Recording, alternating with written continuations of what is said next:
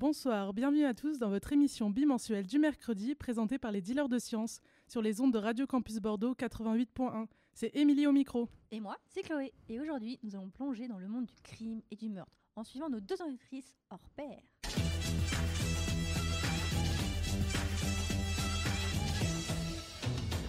Bon, Michel, quoi de neuf aujourd'hui? Tu as des nouvelles croustillantes à partager? Un pompier pyromane, un kleptomane qui terrorise la ville? Bref, quelque chose d'intéressant pour Michel et Michel. Bonsoir, bienvenue à tous dans votre émission bimensuelle du mercredi présentée par les dealers de sciences sur les ondes de Radio Campus Bordeaux 88.1. C'est Émilie au micro. Et moi, c'est Chloé. Et aujourd'hui, nous allons plonger dans le monde du crime et du meurtre en suivant nos deux enquêtrices hors pair.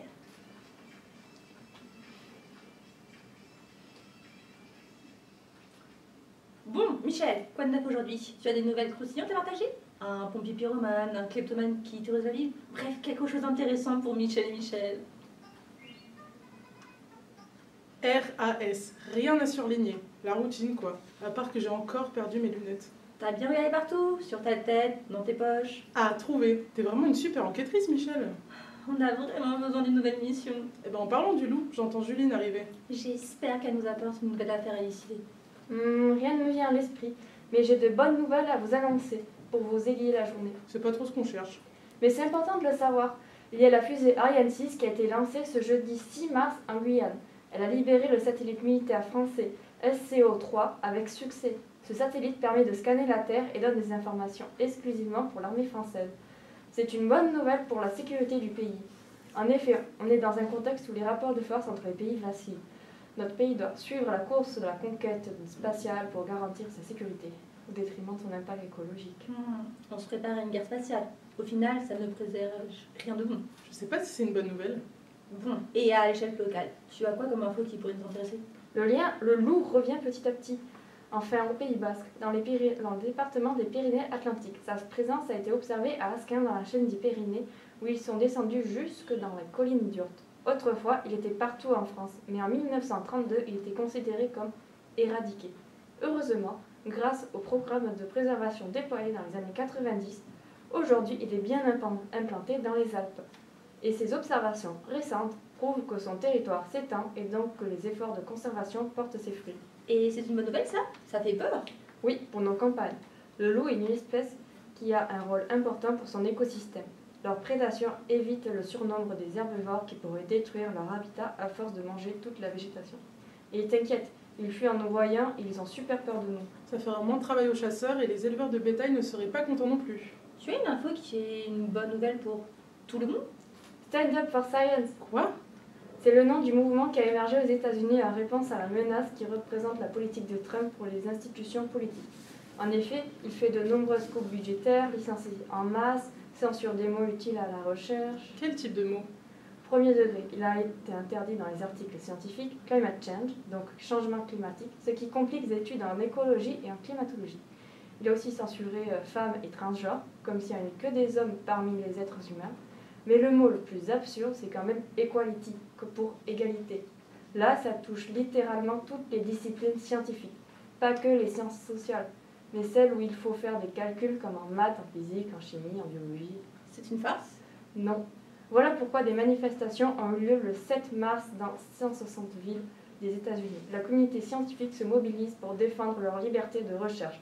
Plusieurs universités françaises, comme l'Université de Bordeaux-Montaigne et le Nord Campus de l'Université de Bordeaux, ont manifesté leur soutien aux chercheurs américains. D'ailleurs, en parlant des universités de Bordeaux, ça vient de me revenir, les mascottes du master ont disparu. Quoi? Tu veux parler de l'hérisson et de sanglier? Michel, ça s'appelle un marcassin, c'est pas vrai? Elles ne sont plus au local. Cette disparition date peut-être du blocage ou d'après le blocage. Et c'est que maintenant qu'on l'apprend? Et ça, c'est une super enquête pour Michel et Michel. Michel, prête pour la chasse aux indices? Parce que là, je sens que ça va être un sacré défi. Les étudiants comptent sur nous. Ah, Michel, avec toi à mes côtés, rien ne peut nous arrêter. C'est parti! Alors, dans mon livre Mener une enquête pour les nuls, il explique que la première étape est d'écouter l'interview de Johan Naba, qui est maître de conférence en droit privé et sciences criminelles à l'ULBM. Quel parcours avez-vous effectué? Alors j'ai un parcours un peu particulier parce que j'ai un double parcours de droit et de philosophie. et qui a atterri sur de la criminologie, puisque donc j'ai d'abord fait une double licence de droit et de philosophie à l'université Lyon 3. Ensuite, je suis arrivé à Bordeaux pour le master, et donc j'ai fait un master 2 de droit pénal criminologie, donc master de criminologie de Bordeaux, qui est un master assez interdisciplinaire et qui en fait allie à la fois du droit, de la socio, de la psycho, de la philo, de la médecine légale, voilà ce genre de choses-là. Et puis après, j'ai continué en thèse et donc j'ai fait une thèse que j'ai soutenue en 2023 sur les fichiers de police et de justice et les libertés fondamentales, donc la question du fichage policier. Et en parallèle de la thèse, j'ai fait un master de philo à l'université Bordeaux-Montaigne, voilà, pour achever aussi le parcours côté philo. Et justement, j'avais une question par rapport à soi. En quoi vos études en philosophie, elles vous aident-elles aujourd'hui dans vos travaux?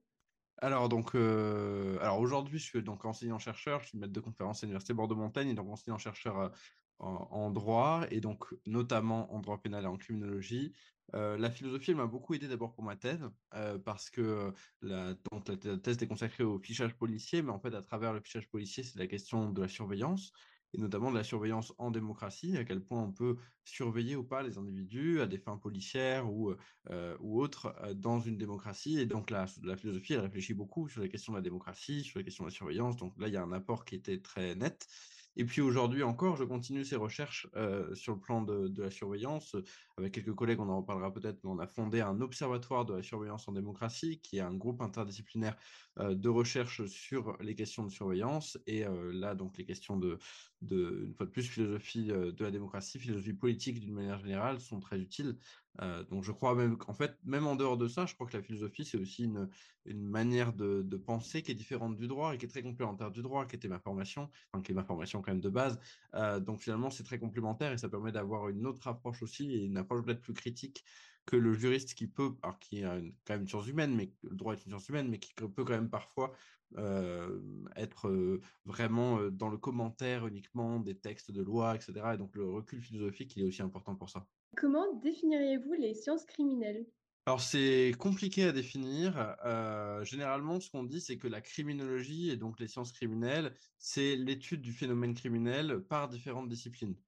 En fait, on peut faire de la criminologie à partir du droit, on peut faire de la criminologie à partir des sciences dures, de la médecine légale, on peut faire de la criminologie à partir de la socio, on peut faire, voilà.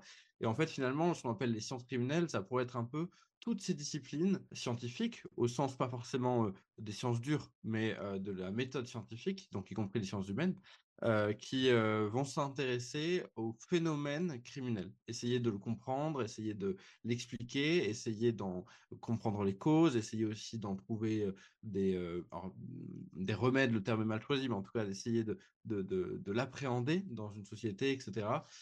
Et donc finalement, c'est un peu tout ça. Et c'est pour ça qu'en France, d'ailleurs, on ne peut pas être véritablement criminologue. Ça n'existe pas en tant que tel. C'est pas une section universitaire, c'est pas une section du Conseil national des universités. Ça n'existe pas vraiment parce qu'en fait, on est forcément ancré dans une discipline ou dans plusieurs disciplines, mais on est forcément ancré dans une discipline qui a un regard sur le crime, mais il y en a plein des regards sur le crime. Moi, j'ai un regard plutôt juridique du coup et un peu philosophique sur le crime, mais un sociologue ou un médecin légiste aura un autre regard sur le crime et ce sera complémentaire. Donc voilà, pour moi, les sciences criminelles, c'est un peu tout ça. Oui, c'est une science pluridisciplinaire et vous avez besoin d'être plusieurs spécialistes justement pour arriver à C'est des ça. conclusions justes. C'est ça, et en fait, chaque discipline éclaire d'une certaine manière, c'est une approche du phénomène criminel. Mais en fait, toutes sont intéressantes pour comprendre. Le droit d'ailleurs ne suit pas du tout. Des fois, on peut penser que le droit pénal, voilà, c'est l'étude du crime, etc. Mais en fait, c'est une approche très spécifique. Mais d'avoir des collègues sociologues, c'est hyper important, ou même d'avoir des collègues, voilà, je vous disais que dans le master de criminaux, il y a des cours de médecins légistes, etc. Ce qui est très important aussi pour comprendre, parce que en fait, dans la vraie vie, là on parle du monde universitaire, mais dans la vraie vie, dans le monde universitaire, c'est aussi la vraie vie, mais dans le quotidien des policiers, etc., toutes ces disciplines sont mélangées. C'est-à-dire que quand les policiers arrivent sur une scène de crime, il y a un médecin légiste, un expert qui va être là, il y a d'autres experts qui vont pouvoir être demandés, parfois en informatique, par exemple, même quand c'est de la cybercriminalité, des choses comme ça. Donc il y a toujours, en fait, ces disciplines, elles travaillent ensemble dans la vraie vie. Donc c'est aussi bien qu'elles travaillent ensemble dans le milieu universitaire, quoi. C'est un peu l'idée. Ça permet d'être déjà un peu ça permet de mettre déjà un pied un peu presque dans le milieu, puisque comme ça, on voit comment on est censé travailler au final, à la fin. Ouais, oui, oui, c'est ça. Et c'est un peu moi ce que l'approche que j'essaye toujours d'avoir, cette approche pluridisciplinaire, et qu'on essaye d'avoir dans l'Observatoire de la surveillance en démocratie dont je parlais. Mais après, ça a aussi des limites, hein. C'est-à-dire que c'est difficile de se parler entre disciplines parce qu'on n'a pas forcément le même vocabulaire, on n'a pas forcément la même méthode, on n'a pas forcément. Et donc, essayer de travailler ensemble, c'est compliqué. Au début, il faut d'abord se mettre d'accord sur qu'est-ce qu'on veut dire par un terme ou par un autre, de quelle manière on avance, quel est le but. Enfin, là, dans l'Observatoire, par exemple, on travaille beaucoup avec des informaticiens sur la question de la surveillance. Euh, c'est compliqué parfois, hein, parce que les informaticiens, ils n'ont pas du tout la même approche que les juristes sur beaucoup de choses. Et c'est pareil pour la médecine en criminologie. Le médecin légiste, il ne voit pas du tout de la même manière un crime que le voit un juriste pénaliste. Donc, il faut réussir à trouver un dialogue. Et rien que ça, c'est intéressant, quoi. Oui, vous avez besoin de beaucoup vulgariser vos propos, finalement. Ouais, c'est ça, tout en restant quand même le plus Juste, possible oui, exact et proche de la précis. Ouais, vérité. donc c'est ça, donc c'est compliqué, quoi. Est-ce que pour vous, la criminologie, c'est une science ou une pseudo-science? Bah, comme je le disais rapidement tout à l'heure, pour moi, la criminologie, c'est ni une science ni une pseudo-science, c'est juste une approche que peuvent avoir plusieurs sciences. Donc, il y a une approche scientifique du crime, je pense qu'on peut tout à fait le dire, une approche scientifique du crime, mais une approche scientifique du crime qui varie selon qu'on soit juriste, psychologue, sociologue, médecin légiste, etc. On a chacun notre approche du crime. Et donc la criminologie, c'est une science humaine qui essaye de faire dialoguer toutes ces disciplines en essayant de produire du savoir le plus précis possible et le plus rigoureux et méthodique possible. Voilà. Mais effectivement, tous ceux qui se... Enfin, moi, je ne me dirais jamais criminologue, et je pense que ceux qui se vendent criminologues, il y en a certains sur le plateau télé, ont tort, juste parce que c'est impossible La criminologie n'est pas en tant que telle une discipline autonome, etc. C'est une approche du crime qui en elle-même est pluridisciplinaire. Et comme on le disait tout à l'heure, la pluridisciplinarité, elle a plein de qualités, et moi, j'essaye de la pratiquer. Et en même temps, elle a aussi plein d'obstacles, plein de défauts, plein de problèmes, plein de difficultés méthodologiques, etc.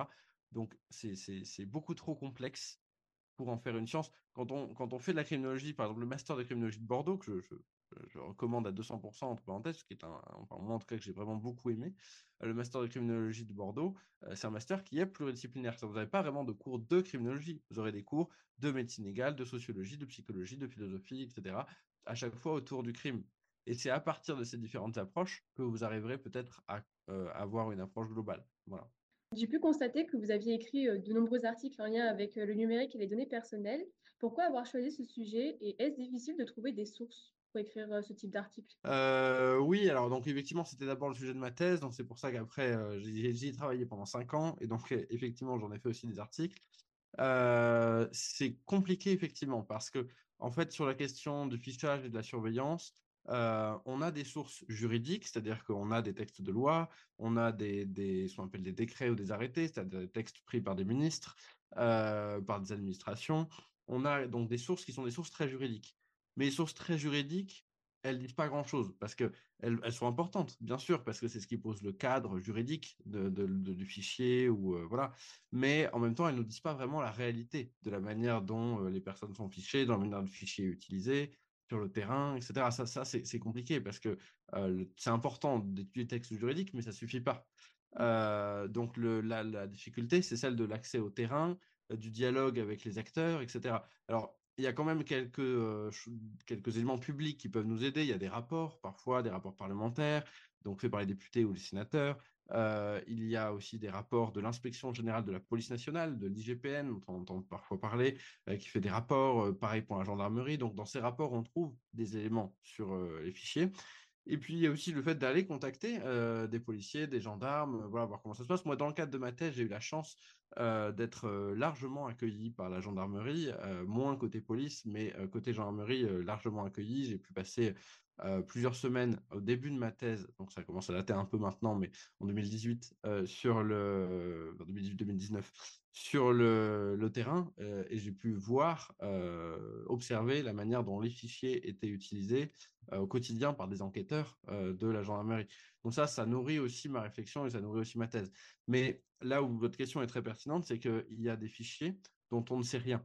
Et en fait, on ne pourra jamais le savoir parce que c'est des fichiers de renseignement, les fichiers, le juriste dit les fichiers intéressants à la sûreté de l'État, c'est vraiment les fichiers qui concernent les activités de renseignement, antiterroristes, etc. Sur ces fichiers-là, il n'y a rien parce qu'il y a certains fichiers dans lesquels il n'y a même pas le texte juridique. C'est-à-dire ce que je disais, la loi, le texte réglementaire, enfin, l'arrêté, le décret, le texte, voilà, le texte de droit. Parfois, on ne l'a même pas parce que la loi autorise le fait qu'il ne soit pas publié. Donc, on ne l'a pas et donc on n'a même pas ça. On a juste le nom du fichier. Bon, bah, il y en a 17 aujourd'hui à peu près en France, 16-17. Ces fichiers-là, par définition, on ne peut rien en dire. Parce que du coup, j'ai juste le nom. Je ne sais même pas quel type de données, sans parler des données en tant que telles, mais je ne sais même pas quel type de données sont stockées. Alors, on pourrait se dire, bah, c'est normal parce que c'est des activités de renseignement, c'est les services de renseignement, etc. Oui et non. C'est-à-dire qu'effectivement, c'est normal qu'on n'ait pas accès au contenu des informations, mais qu'on ait accès à la règle du jeu, c'est-à-dire quel type de données sont collectées, comment, quelle durée, etc. Bah ça paraîtrait quand même être une garantie importante en démocratie, mais c'est pas le cas aujourd'hui en tout cas. Oui, et j'ai pu constater que vous aviez justement fait beaucoup sur le traitement des données de santé aussi pendant la Covid-19 et vous aviez mis ça en comparaison à l'utilisation des données à caractère policier ou pénal au sein d'un contexte sécuritaire dominant. Et est-ce que vous pouvez en dire un peu plus justement? Il y a un rapprochement effectivement entre données de santé et données, on pourrait se dire comme ça que ça n'a rien à voir, les données de santé et les données des fichiers de police au sens classique. En fait, si. En fait, si, parce que deux exemples qui montrent le rapprochement. Effectivement, à l'occasion de la crise sanitaire, les deux étaient clairement imbriqués parce que lorsqu'on a créé le fichier des personnes vaccinées ou avant ça, le fichier des cas contacts, etc., ça avait bien une finalité qui était une finalité de police, alors pas de police judiciaire au sens où on l'entend, mais de police au sens de régulation des comportements, de réglementation, d'interdiction, etc.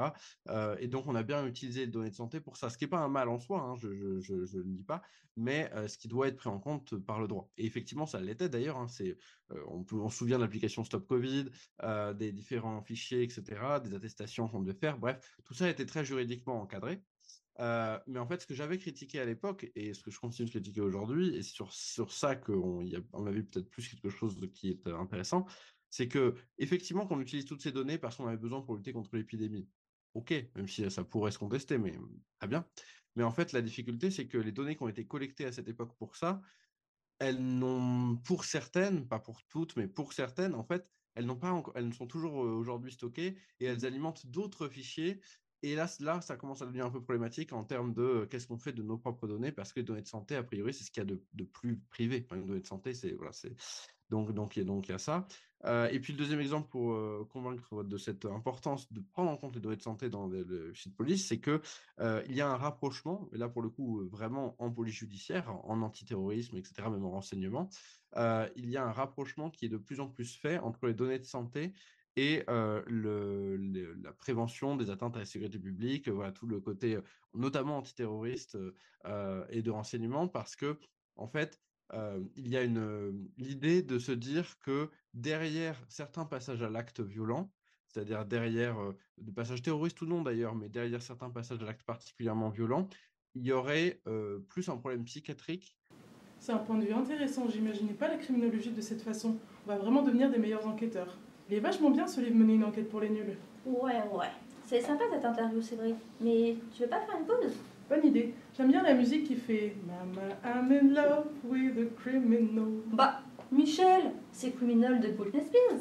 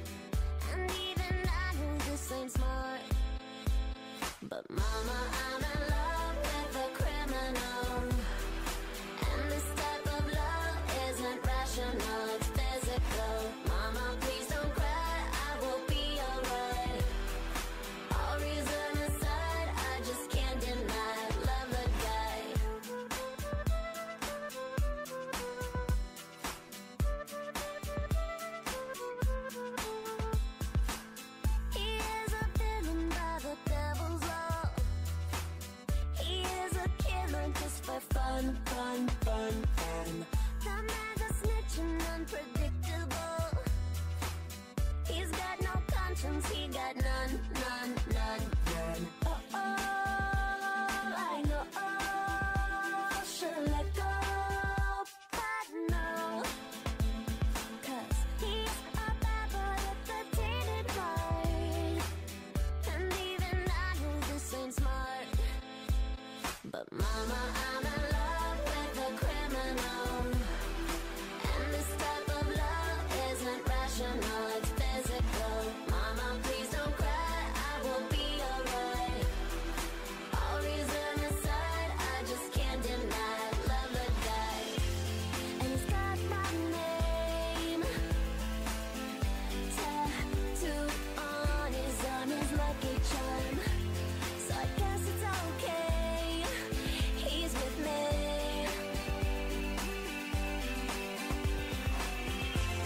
And I hear people talk, try to make remarks, keep us apart. But I don't even hear, I don't care.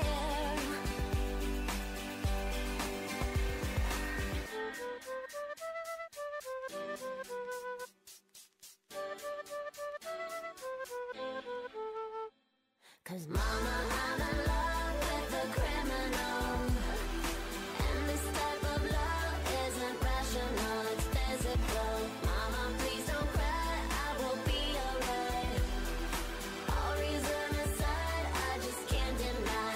Love the guy. Mama, I'm in love with a criminal. And this type of love isn't rational, it's physical. Mama, please don't cry, I will be alright. All reason aside, I just can't deny. Love the guy.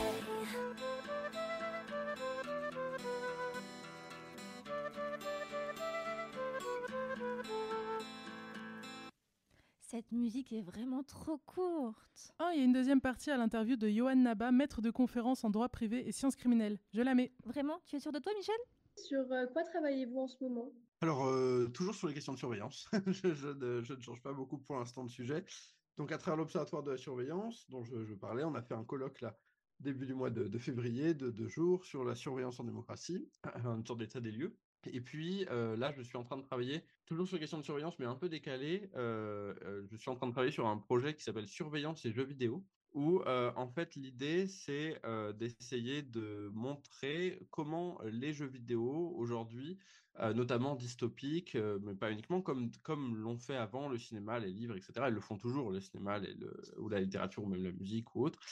Comment les jeux vidéo peuvent nous aider à comprendre les dangers, les risques de la société de surveillance et qu'est-ce que ça induit sur nous, le fait de jouer à un jeu vidéo dans lequel on est dans la peau de quelqu'un qui surveille ou de quelqu'un qui est surveillé. Donc voilà, réfléchir à tout ça, et donc ça va se traduire par notamment une journée d'études, donc une sorte de colloque universitaire qui aura lieu le 13 mai à l'IUT Bordeaux-Montaigne, et puis en amont par 2 temps grand public qui sont le 15 avril et le 12 mai. Il y aura la communication sur le site de l'université bientôt, et qui en fait en soirée à chaque fois les deux.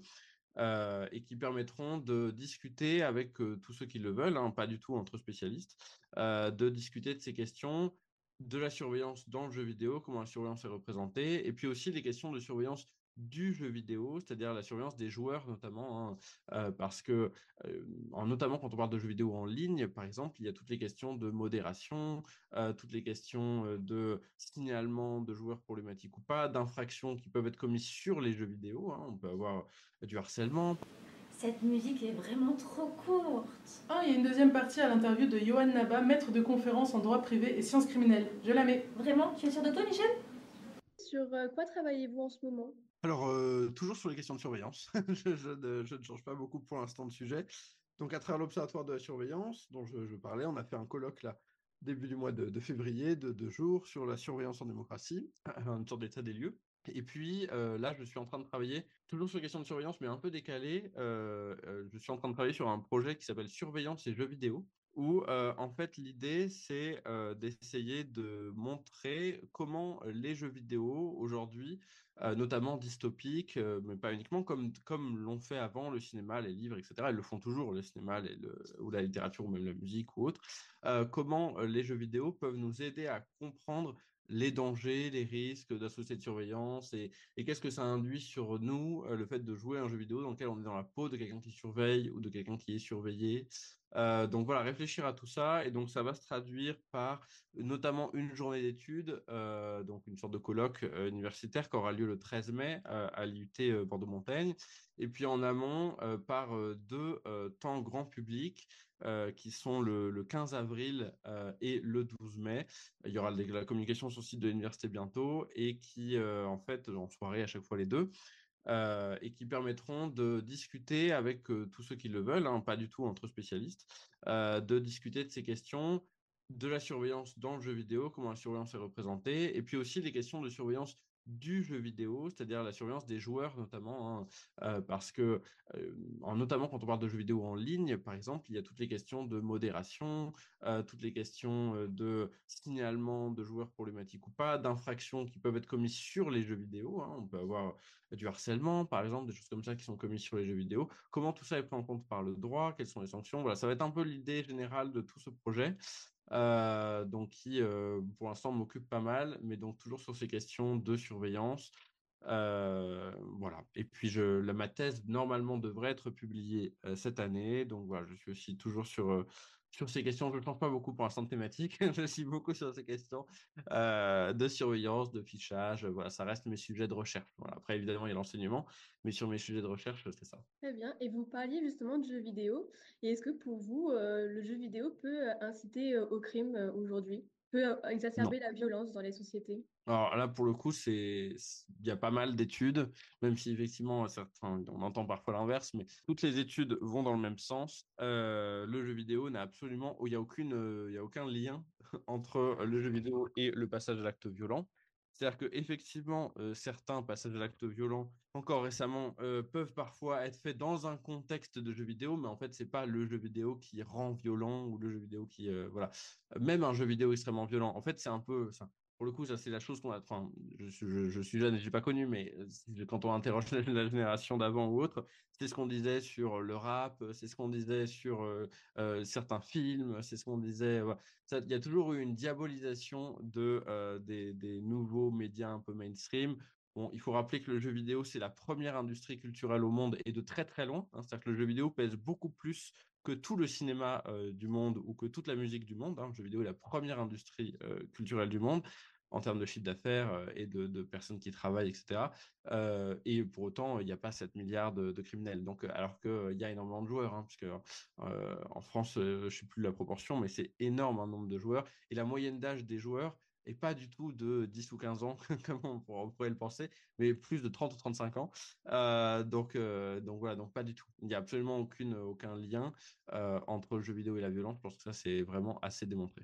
Est-ce que vous pensez qu'à travers, par exemple, le cinéma, ce serait une bonne manière de sensibiliser le public par rapport à ça, pour justement qu'il y ait moins cette peur et cette diabolisation?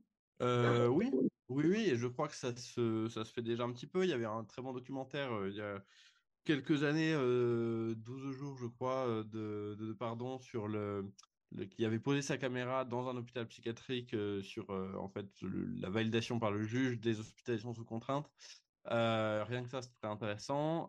Et puis effectivement, je pense que en fait, d'une manière générale, par définition, et je sais pas du tout mon champ de compétences originales, d'autres en parlaient beaucoup mieux que moi, mais je pense que la maladie mentale fait peur parce que c'est l'inconnu, parce que voilà, c'est beaucoup moins, euh, c'est beaucoup plus tabou entre guillemets que la maladie physique qu'on évoque beaucoup plus facilement que la maladie mentale, alors qu'en fait, elle concerne aussi beaucoup d'individus et elle est aussi très variée. Et en fait, il y a l'idée que, et ça, c'est des recherches criminologiques qui sont très nombreuses, hein, et je schématise à gros traits, mais il y a l'idée que c'est plus simple, entre guillemets, de psychiatriser le crime. Parce que si vous dites, ben, celui qui passe à l'acte, qui fait quelque chose d'extrêmement violent, qui meurt, parce qu'il me dérange dans mes valeurs, etc., qui fait quelque chose que je désapprouve, enfin voilà, vraiment fortement, c'est plus facile pour moi de me dire, mais c'est parce qu'il est fou, que de dire, ah ben en fait, c'est quelqu'un comme moi, qui a exactement le même raisonnement, etc., et qui a choisi de faire ce que je considère comme horrible. Ça me remet beaucoup plus en question et ça remet en question beaucoup plus la société. si on considère qu'il y a des individus dans la société qui ont ce type de passage à l'acte et qui l'ont de manière rationnelle, etc., ça questionne beaucoup plus la responsabilité de la société que de dire non, mais c'est parce qu'il est fou. Parce qu'à ce moment-là, si c'est parce qu'il est fou, bah, c'est qu'une responsabilité individuelle, médicale, qu'on peut traiter. Voilà. Donc c'est pour ça qu'il y a cette idée-là, mais qui est très vieille, hein, parce que en fait, on fait souvent remonter tout ça, et ce qui montre que vraiment, c'est pas nouveau, hein. On fait souvent remonter tout ça à ce qu'on appelle l'école positiviste italienne en criminologie. Et l'école positiviste italienne, c'est Lombroso notamment, et d'autres, hein, Cesare Lombroso, qui vont au 19e conceptualiser. Alors Cesare Lombroso notamment, lui, il va expliquer que le crime et les criminels peuvent être identifiés notamment par la forme de leur crâne. Et donc, il va documenter comme ça, voilà, faire des catalogues de formes de crâne et en dehors du crâne même de symptômes physiques pour montrer en quoi ces différents stigmates déformatifs, comme il appelle ça, c'est-à-dire des marqueurs physiques, comment ces marqueurs physiques permettent de prévoir le crime, du coup, parce qu'en fait, c'est dans le corps. Ça revient à ce que vous disiez un peu tout à l'heure, hein, sur le gène du crime, qui effectivement est défendu par certains, encore aujourd'hui, et qui, du coup, fait qu'on peut enfermer préventivement les individus qui seraient susceptibles de passer à l'acte. Alors, on en est dans le discours général, on n'est pas plus là aujourd'hui, j'espère, même si une fois de plus, il y a encore parfois un peu ce discours-là. Mais en fait, on l'a un petit peu. On l'a un petit peu dans le discours politique quand on entend, il y a quelques années, par exemple, il y avait eu le projet d'un fichier, qui est le fichier Gamin, Gamin, et en même temps, ça concernait les enfants, donc c'est voilà, un jeu de mots, qui était un fichier qui devait permettre d'identifier de manière très précoce les jeunes enfants qui étaient vus à problème pour les suivre, etc. Mais en fait, derrière ce fichier, il y avait l'idée il faut identifier de manière très précoce ceux qui pourront poser problème pour les mettre à l'écart de la société et faire en sorte que, voilà. Sauf que, voilà, en fait, l'individu ne marche pas comme ça, hein, et quelqu'un qui va prévoir, en fait, je crois que on finit par oublier que c'est que, en fait, la société, le fait qu'on soit libre, par définition, fait que oui, il y aura toujours des crimes, il y aura toujours des attentats terroristes, malheureusement, il y aura toujours de ce genre de passage à l'acte, et en fait, on ne pourra jamais l'empêcher à 100%, parce que l'empêcher à 100%, c'est renier toute notre liberté, quoi. Et il y a de plus en plus un peu cette tentation du risque zéro, c'est-à-dire de dire il faut faire en sorte qu'il n'y ait aucun risque et qu'on mette tous les individus de côté, qu'on mette la sécurité au maximum, etc. C'est comme cette formule, la sécurité première des libertés, elle ne veut rien dire, en fait, parce que par définition, en fait, la sécurité n'est pas une liberté. La sécurité s'oppose en quelque sorte aux libertés. Et donc après, c'est beaucoup plus la question on préserve les libertés et on les limite d'une certaine manière pour permettre que la vie ensemble soit possible. Globalement, c'est ça. Mais dire la sécurité est la première des libertés, ça veut dire on fait passer la sécurité au-dessus de tout le reste, ce qui, à mon avis, n'est pas le principe d'une société libérale au sens philosophique dans lequel on devrait vivre, quoi. J'ai absolument pas répondu à votre question, mais je suis parti sur autre chose. Mais Non, mais voilà. c'est très intéressant parce qu'effectivement, bah, en soi, c'est un petit peu bizarre à dire, mais le meurtre reste une liberté. En soi, C'était super intéressant. Mais Michel, s'il te plaît, oublie ce livre. On est des professionnels. Ok, bon Michel, récapitulons. 2 peluches disparues, un hérisson et un marcassin, et tout ça juste après le blocage de la faculté. Oui, et tu sais quoi, Michel? Je sens que cette histoire cache quelque chose de bien plus compliqué. La dernière fois que les peluches ont été vues, c'est dans le local des associations, juste avant que la fac soit bloquée, c'est bien ça? Exactement. Et personne n'a vu ni entendu quoi que ce soit de ce suite pendant ce fameux blocage. Et tu sais ce que c'est, Michel, la fac avait des choses plus importantes à régler qu'à surveiller 2 pauvres bêtes. Mais pourquoi quelqu'un voudrait voler un hérisson et un marcassin en peluche? Hein? C'est totalement absurde. Aussi absurde que se brûler le doigt à cause de ta gourmandise pour du caramel juste fait. On avait dit qu'on n'en parlerait plus. Ma patience a des limites, Michel. Pour direction le local des dealers de sciences, on doit repartir de zéro et interroger les témoins. Peut-être que quelqu'un a vu quelque chose sans vraiment s'en rendre compte. Ok, on est arrivé au local, prêt à résoudre ce... Chut! Tais-toi, Michel! J'entends des voix. Sûrement des coupables encore sur la scène de crime. Ok, écoutons-les et on pourra sûrement savoir où ils ont caché les mascottes. C'est pas pour me plaindre, mais cette pièce me file les chocottes, moi. Tu trouves pas qu'il fait hyper sombre en plus? Si c'est que ça, je peux allumer mon flash de téléphone, hein. Tu te moques de moi ou je rêve? Moi, jamais. Tu vois, tu te moques. Mais non. Oh, attends, mais regarde là-bas, oh mon dieu. Quoi? Où ça? Ah, tu t'es fait avoir, c'était trop T'es facile, pas désolée.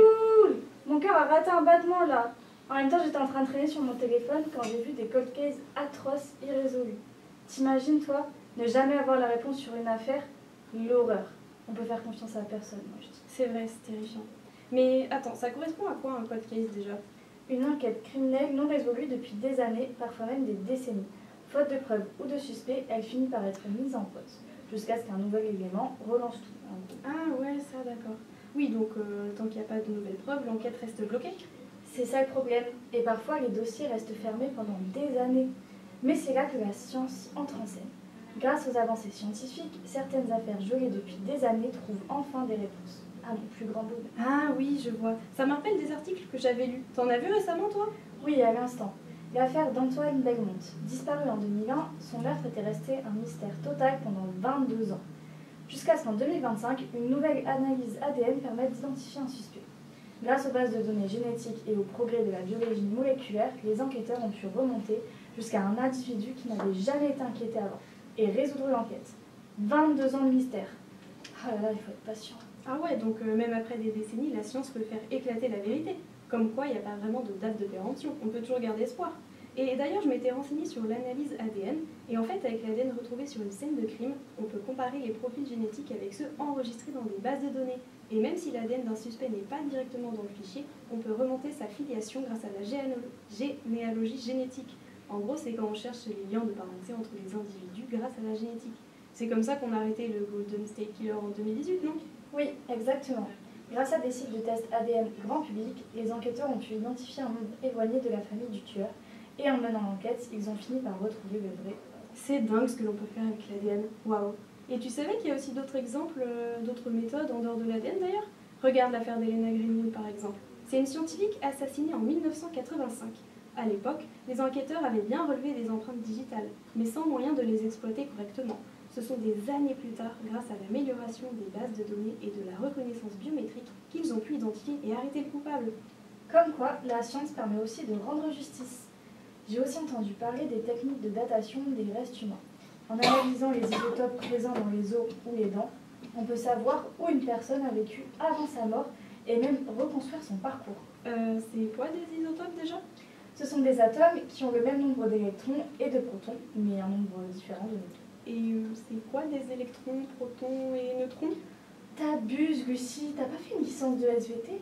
J'étais pas la plus brillante en physique-chimie, hein. Ce sont les particules qui composent les atomes. Les électrons sont des particules électriquement négatives, les protons ont une charge positive, et les neutrons n'ont pas de charge. Ils sont neutres, donc. En gros, ça veut dire qu'on peut retrouver l'origine d'une victime inconnue grâce à ces fameux isotopes? Exactement. C'est une méthode super utile pour identifier des corps retrouvés des années après un crime. C'est fascinant en vrai. Mais ça veut dire que les fameux crimes parfaits, ça n'existe pas vraiment, non? Effectivement, je pense pas. Surtout avec la science qui progresse. Non, parce que moi j'attends toujours qu'ils trouvent l'identité du Zodiac Killer. Ça m'empêche toujours de dormir la nuit cette histoire. Bon, on est d'accord que c'est flippant. Mais en même temps, c'est rassurant de se dire que la vérité finit toujours par éclater. Enfin, je crois. Malheureusement, on n'est jamais sûr de rien, même si la science est efficace, c'est vrai. J'espère qu'on est en sécurité. Allez, maintenant qu'on a parlé de ça, t'as plus peur du noir? Disons que tant qu'il n'y a pas d'empreinte suspecte sur ton ordi, ça va. Ah ah, je savais que c'était vrai. Ah, mais vous m'avez fait peur. Et vous êtes qui d'ailleurs? On est Michel et Michel pour vous servir. Mais de quoi vous parlez? De la disparition des peluches du master. Non! Je suis sûre que c'est un M2. Voilà quelque chose d'intéressant. Peux-tu développer? Bah, les peluches sont des soutiens émotionnels quand vous avez plusieurs projets à rendre en stage.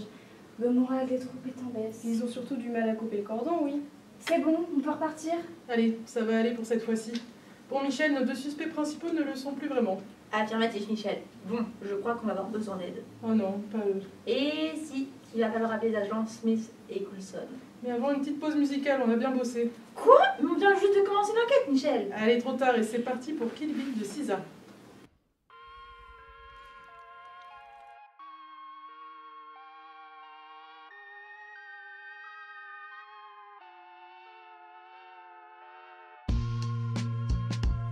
I'm still a fan even though it's salty. Hate to see you with some other, but know you happy. Hate to see you happy if I'm not the one driving. I'm so mature, I'm so mature, I'm so mature. It got me a therapist to tell me there's other men I ain't doing one night, I just want you.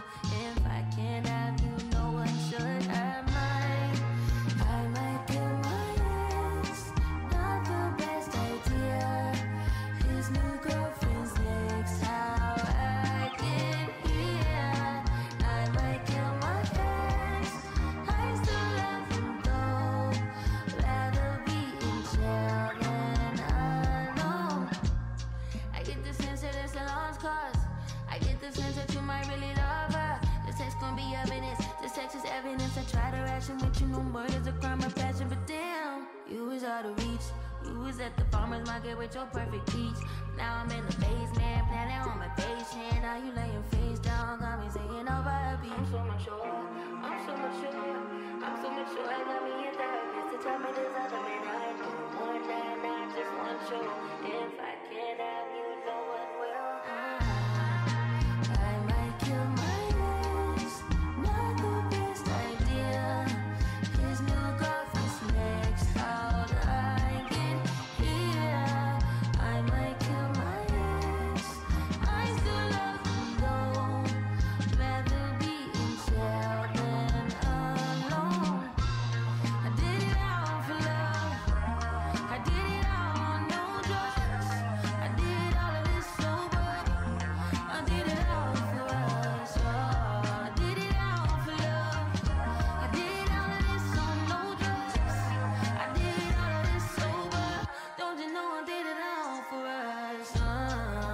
I just killed my ex, not the best idea. Killed his girlfriend next, how'd I get here? I just killed my ex, I still love him though. Rather be in hell than alone. Bon, maintenant, très de plaisanterie. On a vraiment besoin d'aide. Ah, on est vraiment obligé. La dernière fois, ils sont moqués de nous. Oui, ben, tu pouvais pas voir le suspect s'échapper sans tes lunettes. C'est pas ta faute, hein. Bon, allez, appelle-les. Ok, c'est vraiment pour toi que je le fais, Michel. Hein. J'appelle les plus grands policiers scientifiques de l'histoire, Smith et Coulson. Hey, mais c'est liminable. Le commissaire vous a confié une nouvelle affaire? Eh bien, on n'est pas prêt d'arrêter le criminel. Ouais, commencez pas. La dernière fois, comment on aurait pu se douter qu'un homme découpé à la tronçonneuse, ça pouvait pas être un suicide? Oui, c'est vrai, le suspect du vol est mort d'une balle dans le dos. Voilà le corps. Au départ, on pensait au suicide par culpabilité du vol. Mais impossible! Les peluches n'étaient pas près du corps. Comme les mains du monsieur, apparemment. Oui, d'ailleurs, il lui manque ses dents et il a été brûlé au 3e degré. Compliqué le suicide, du coup. Bon, ça, on vous laisse gérer. On attend les conclusions de votre analyse. En voyant le corps, Smith, je me dis qu'il a pas une gueule de porte-bonheur quand même. Oui, contrairement aux objets volés, je n'irai pas le câliner.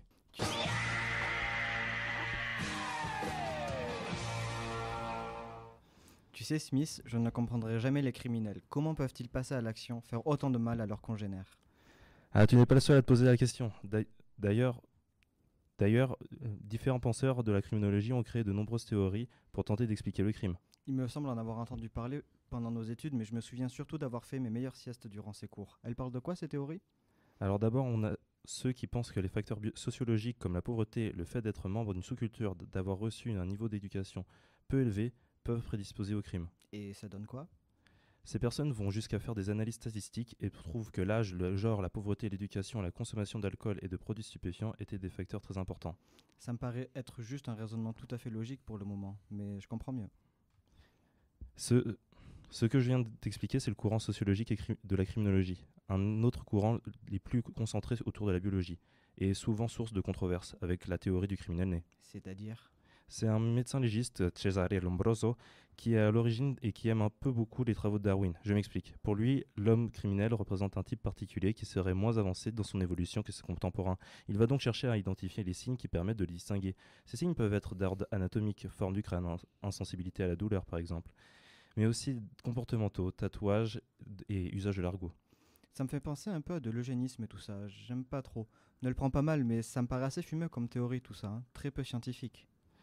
Comment ça? Je te l'accorde, il y a des divergences, mais de quoi tu parles en disant peu scientifique? Eh bien, tout ce que tu viens de m'expliquer, ça ressemble pas trop à ce que moi j'appelle des sciences comme la physique ou la chimie par exemple. Ça ressemble plus à des pseudosciences. Sois plus précis dans ta critique, lâche-toi un nom. Eh bien, Freud, par exemple, avec ses théories sur l'inconscient criminel, pour lui, le crime n'est pas seulement un choix rationnel ou une conséquence de facteurs sociaux, mais le résultat de conflits inconscients enracinés dans l'enfance. Cependant, ces concepts restent quand même subjectifs et difficiles à mesurer scientifiquement.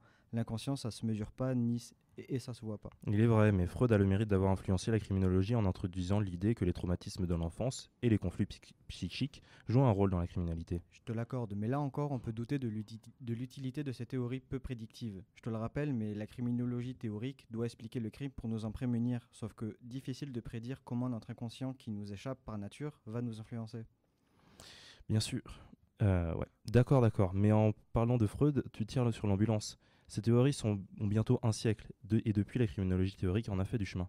En parlant des pulsions, Adrian Raine a développé en 1993 sa théorie des déficits neurobiologiques permettant de mesurer des anomalies cérébrales empêchant certains individus de contrôler leurs pulsions. Je vois, mais on ne peut pas expliquer le crime qu'à l'échelle individuelle. Il y a la société qui joue un rôle aussi. Bien sûr, c'est là qu'entre en scène Merton qui, avec sa théorie de l'anomie, explique le crime comme une réponse aux tensions sociales créées par les inégalités économiques. Il y a l'individu, la société, mais aussi la situation qui entre en jeu. Felson et Cohen, avec les théories des opportunités criminelles, expliquent le crime comme le résultat d'une opportunité créée par la combinaison d'un criminel motivé, d'une cible facile et d'un manque de surveillance. La réponse finale est que le crime peut être expliqué et anticipé par la combinaison de ces différents facteurs individuels, sociaux et situationnels. Vous avez trouvé des indices pour les mascottes, oui ou non? Ben, du coup, non. Mais ce que je peux vous dire, c'est que le coupable a 4 mains, qu'il est bien caché et qu'il n'est pas très bien intentionné. Nous voilà bien avancés. Je regrette tellement de vous avoir appelé. Je te l'avais dit, Michel, de pas le faire. Désolé, Michel.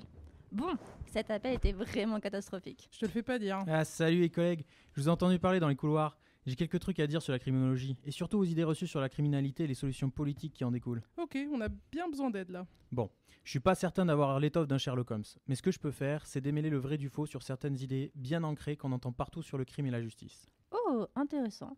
Tu veux dire qu'on nous mentirait sur la criminalité? Disons plutôt qu'on nous bombarde d'affirmations basées sur des faits divers et des peurs. Mais que si on regarde les chiffres et les études, on se rend compte que c'est souvent plus compliqué que ça. Vas-y, surprends-nous.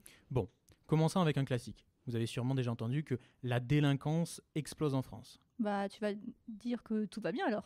Non, évidemment que tout n'est pas parfait. Mais est-ce que la délinquance explose comme on nous le dit? Bah non. Quand on regarde les chiffres du ministère de l'Intérieur, on voit que les crimes et délits sont globalement stables. Les homicides, 800 par an en moyenne depuis 10 ans. Les vols et cambriolages, en baisse sur la dernière décennie. Pourtant, on a tous cette impression que c'est de pire en pire. Et c'est là qu'on touche à un point crucial. Plus on en parle, plus on a l'impression que ça empire. La télé, les réseaux sociaux, les chaînes d'infos en continu. Dès qu'un crime arrive, on le voit partout. Et ça crée un sentiment d'insécurité. Nous voilà bien avancés. Je regrette tellement de vous avoir appelé. Je te l'avais dit, Michel, de pas le faire. Désolé, Michel.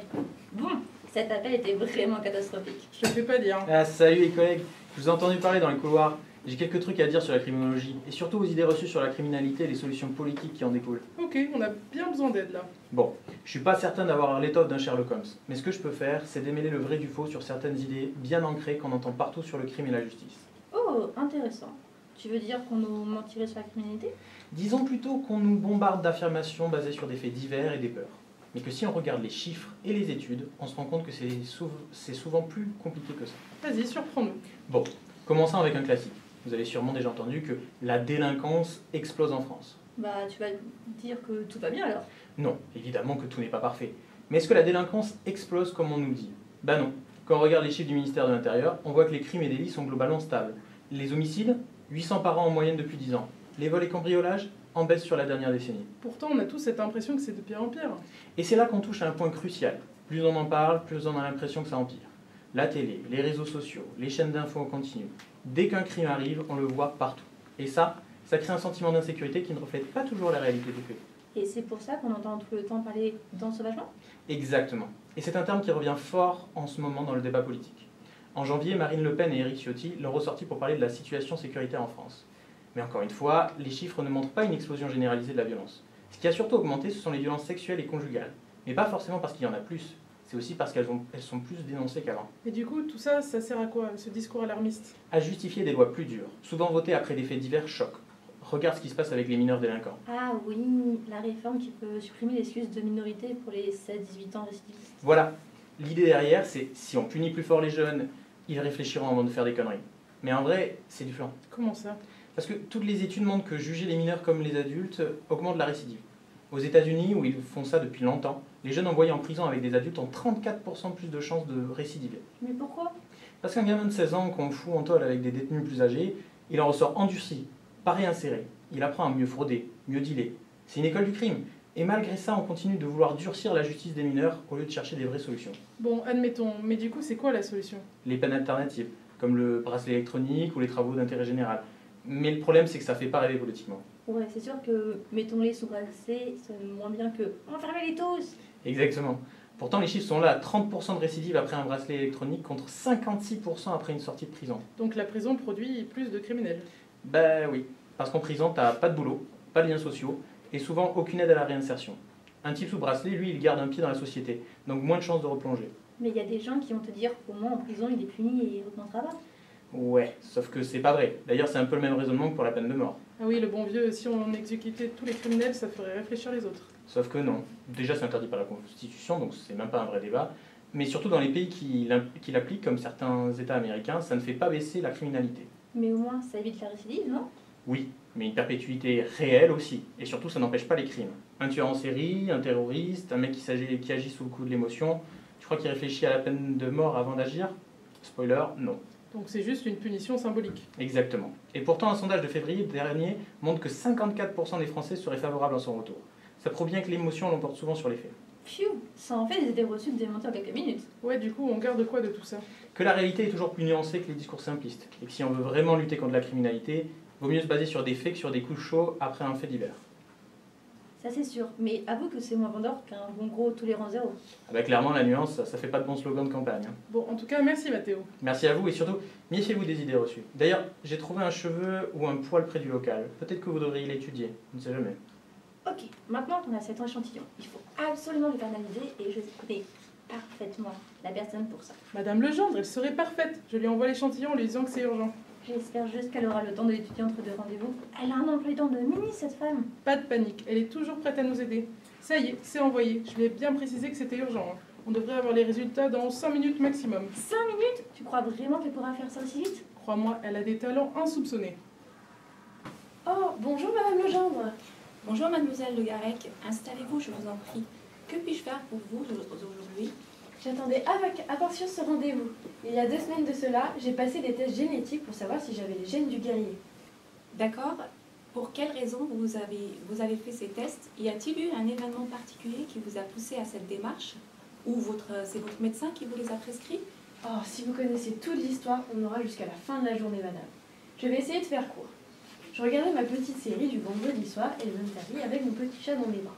Et dans un des épisodes, ils enquêtaient sur un meurtrier qui avait tué son fils. Cet homme pensait qu'un généticien lui avait injecté intentionnellement le gène du guerrier et que ce gène serait responsable de ce crime.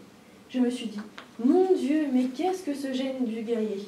J'en ai parlé à mon amie Germaine, car j'avais peur de devenir sociopathe, mais vous imaginez de tuer mon bébé? Ah, je comprends mieux. Vous êtes en état de panique donc. Parlez-moi de vos tests. L'avez-vous amené avec vous? Oh oui, je ne dors pas depuis plus d'1 semaine.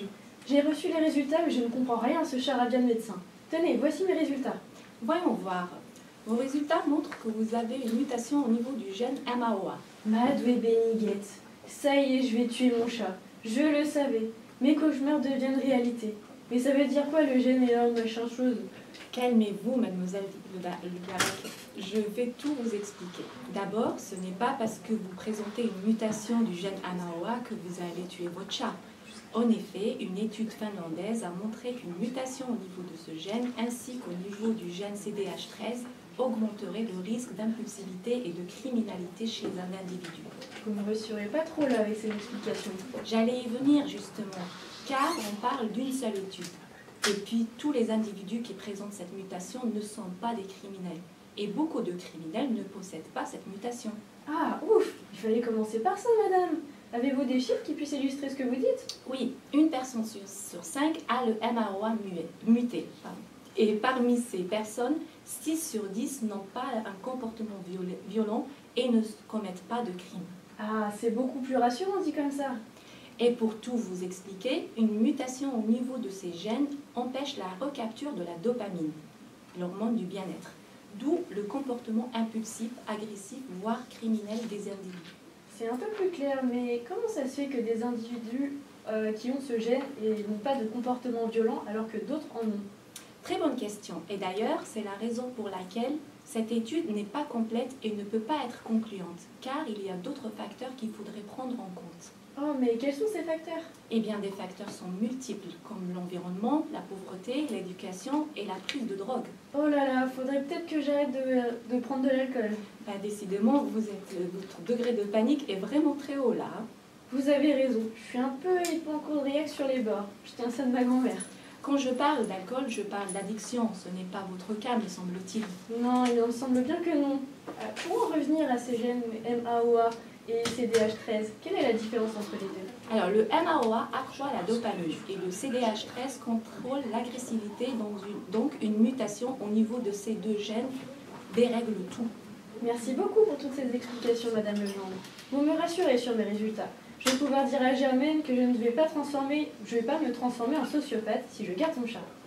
Contente d'avoir pu vous rassurer, mademoiselle Le Garec. Vous pouvez être tranquille. Enlevez cette idée noire de votre tête et profitez bien de... Il s'appelle comment votre chat? Il s'appelle Sushi. Je vais y penser. Bien, profitez bien de Sushi alors et au revoir. Au revoir. Bon, maintenant il faut que je m'occupe de ces drôles d'enquêteurs. Oh attends, je viens de recevoir un message de Madame Legendre. Déjà, mais qu'est-ce qu'elle est rapide. Alors, tu connais le coupable? J'ai même le nom du coupable. L'échantillon appartient à... Non, c'est pas possible, j'en reviens pas. Solène, notre coupable, la présidente. C'est surprenant. Tu sais pourquoi? Je parierais sur le côté passionnel. Solène avait vraiment beaucoup d'affection pour ses mascottes. Elle devait beaucoup lui tenir à cœur. Eh bien, on va devoir lui expliquer que la nostalgie, ça ne justifie pas de voler les mascottes. On a tout ce qu'il faut pour la coincer. Je vois ça. Vous avez résolu l'enquête. Vous avez bien fait de travailler au ménage. Tiens, en parlant de ça, vous savez que c'est la semaine du cerveau à Bordeaux en ce moment? Ça a déjà commencé? On peut faire quoi? Il y a plein de conférences, des ateliers d'animation, des rencontres avec des professionnels, un événement sportif et ça finit par une exposition. Donc si les sujets qui touchent le cerveau vous intéressent, il faut aller sur le site internet Neurocampus de l'Université de Bordeaux pour avoir tout le programme. Ils proposent plein d'activités pour tous du 10 au 27 mars entre l'Université de Bordeaux, Cap Science et d'autres. Ça dure plus d'une semaine. Écoute, ils ont plein de choses à nous dire. Sinon, le 8 mars, c'était la journée internationale des droits des femmes et demain, le 13 mars, l'Université Bordeaux-Montaigne organise une journée de sensibilisation. Sont prévues tables rondes, stands, fresques. Et comme on l'a vu dans les mots censurés dans la recherche américaine, le sexisme est toujours présent. Pas besoin de faire une enquête pour le trouver. Dis donc, Michel, ce ne serait pas le moment de mettre une musique de fin. Quand on a bien. Bah ouais, le mystère est résolu. Solène a été retrouvée et a rendu les peluches. Bref, tout est bien qui finit bien. Je comprends. Mais attends, pas de précipitation. Tu pourras écouter tout ce que tu souhaites la prochaine émission avec les dealers de sciences. Ah, quelle bonne nouvelle, Michel. On se retrouve donc le 26 mars à 19h sur Radio Campus Bordeaux 88.1. C'était Michel. Et Michel. Bonne soirée.